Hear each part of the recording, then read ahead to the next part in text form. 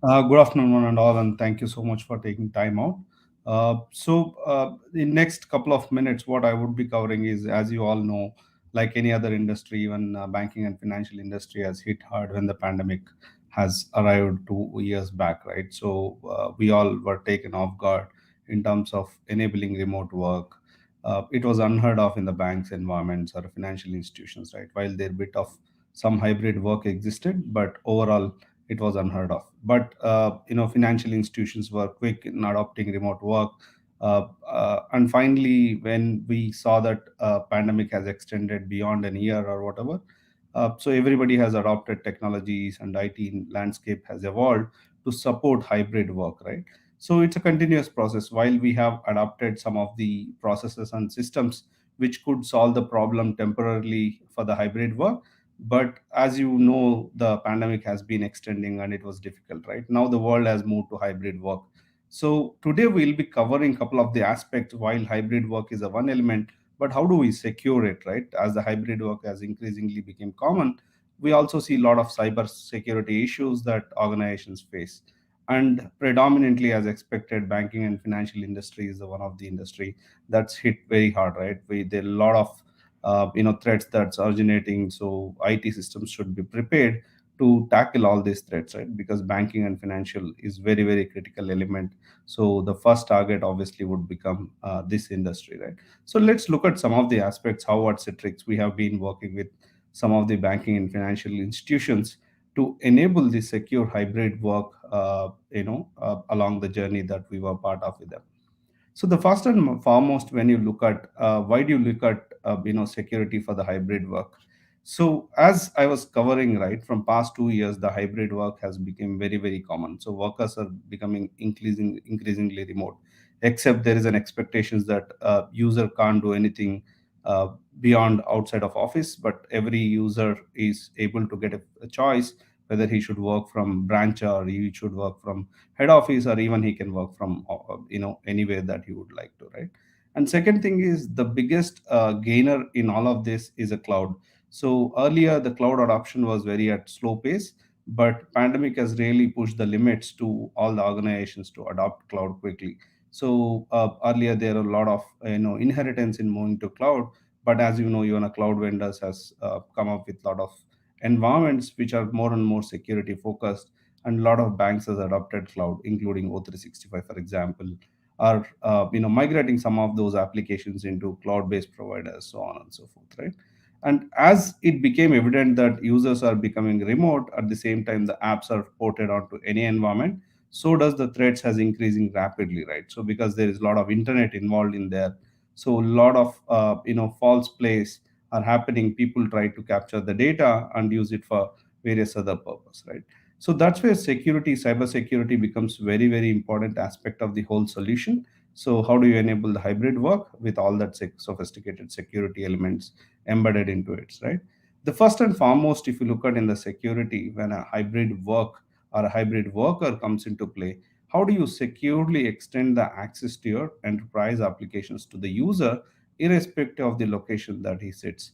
He might be in a branch office, he might be in a corporate office, or he might be just sitting in the home and accessing those applications, right? How do you make sure that user experience remains same irrespective of whichever location that user sits and access the corporate applications, right? Or how do you make sure the security is intact irrespective of device that he chooses to access the applications, right? Or the network that he chooses to access the application. So it's very very important, not just providing the access to your applications, but securing them end to end, right? Not just with the encryption, but make sure that the data are protected across the endpoints of the networks. So that's where Citrix secure private access play a very very critical role. I will obviously cover some of the elements how it addresses these use cases, right? But in a nutshell, Citrix secure private access is a zero trust based network access solution which allows users to use any device on any network and access all the enterprise applications, right, without having to expose them to over the internet, thereby reducing the threat that applications would face in, right? So how does it work? So the applications can be enterprise applications which are hosted in your data center or on any cloud provider like Azure, AWS, GCP, or any of that matter, right? and even any banking applications, financial applications, which even if your contract employees want to access. So how do you securely deliver those applications irrespective of where they are hosted? That's what secure private access precisely does, right?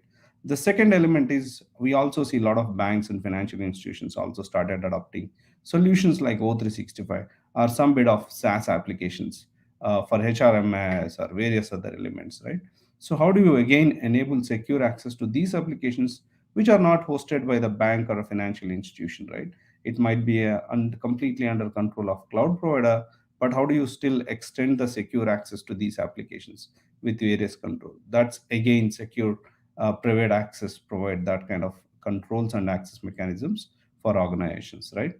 Finally, it's not just about providing access to these applications. So even when user accesses these applications from a non-corporate device or a non-bank provided device, like for example, your contract employees who are on the field trying to interact with the customers, they would access some of the bank systems or some of the portals that they need to use to register the users or various other things, right? How do you extend the access to these applications from those contract employee devices, right? That's where again Citrix solution helps to provide access through a collapsible browser environment or a collapsible environment which provides a temporary access to that particular user with additional controls of security, right? I would obviously cover some of these controls as we go on. So, what does Citrix, Secure Private Access provide? Primarily, the first and foremost functionality of Citrix Secure Private Access is zero trust network access. So, as you know, zero trust network access principle, works on the principle of don't trust anyone, validate everyone, right? Obviously, we validate everyone. Second thing is you don't need to expose any of your applications to the internet. Everything is taken care by default, right? Citrix Private Access allows you to access all the enterprise applications without having to expose them to the internet. Second thing is adaptive authentication. When I say adaptive authentication, it's not just the identity of the user. The identity of the device and networks plays an important role when you provide access. So the level of access or the level of security control that you want to place should be varying based on the device that user chooses to access. For example, user comes from a bank provided device, the device might be already secured with various other solutions like EDR and other solutions, right? In that case, probably user experience play a vital role where I would provide direct access to those applications. At the same time, when a contract employees who is accessing a bank or financial institution applications on the field trying to serve a customer, then obviously I need to provide access to him, but I need to have extra control. So I can dynamically decide if that device is not a bank provided device or a financial institution provided device, I would automatically put policies which can control various other aspects. That's where the next functionality, the adaptive security policies comes into play. So based on the device posture, based on the network posture, I can dynamically control the security policies so that users will still get the access, but at the same time, the corporate will have level of security controls that they would wish to place on those devices, right? Finally, single sign on to all the applications. So again, this solution is not just providing access, but having that rich user experience, right? User just logs in with one identity, irrespective of whichever identity it can be. It can be bank's own identity, or it can be Azure ID or any other identity provider. He just have to log in with his credential once, and Citrix Secure Private Access enables to access all the applications. And again, apart from this, there are various other solution elements, like for example, visibility and monitoring, which continuously looks at the behavior of the user. That analytical engine can take an actions, automated actions based on the user behavior. As long as user normally access the applications, he would be allowed to access the applications. If a user starts excessive downloads, for example, from application, I can automatically disable access for the user, right?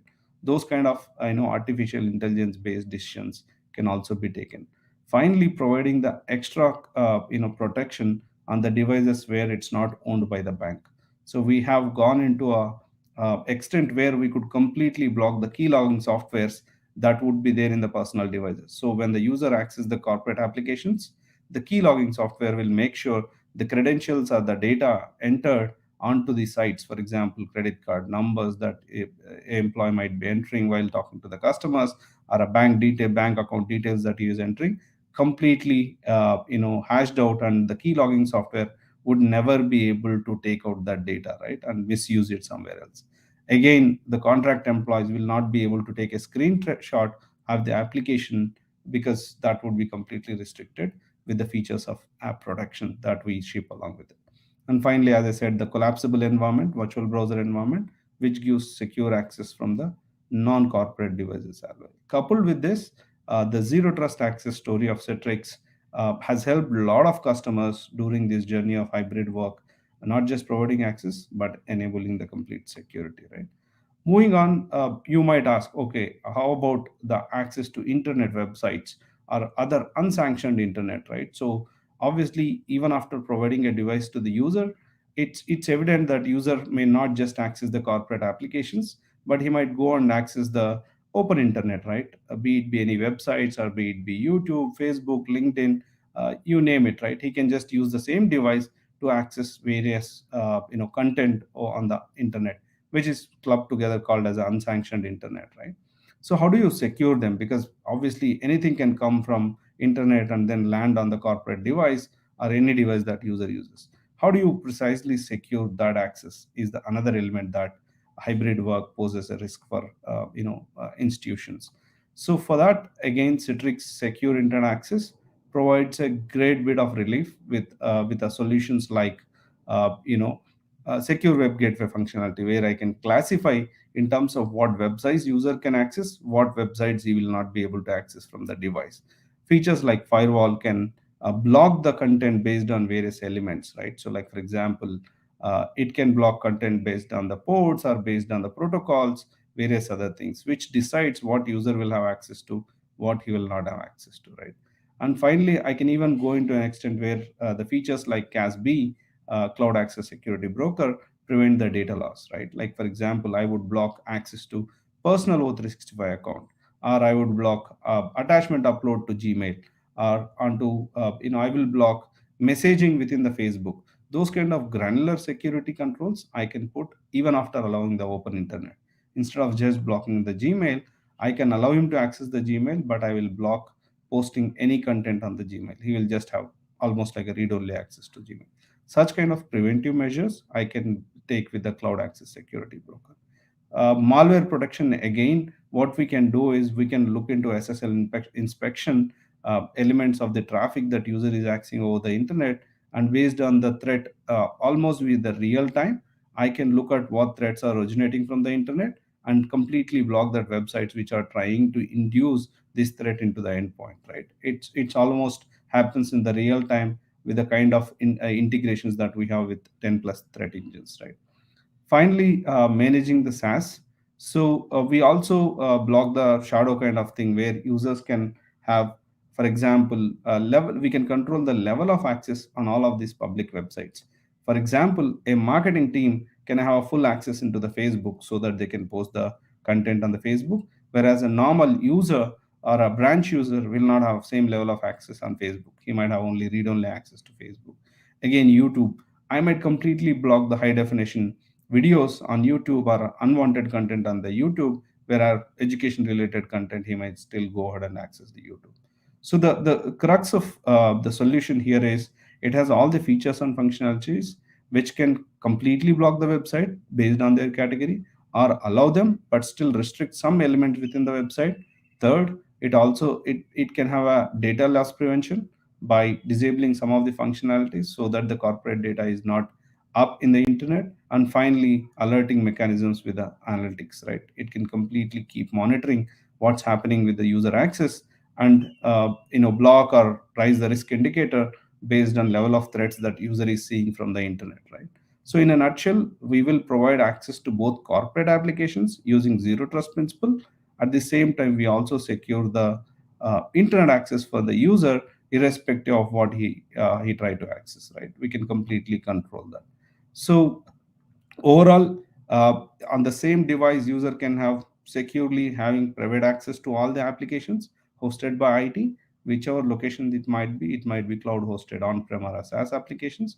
At the same time, we also secure complete internet access that user will do from the same device, either completely restricting it or having a controlled access to internet. Both are possible with a one single solution, so that user will have a same experience irrespective of which device he chooses to work, right? So overall, security is completely kept intact, and the IT systems would be alerted whenever we see a threat in it, right? So that's quickly I would like to cover in terms of how Citrix helps in securing the overall hybrid work.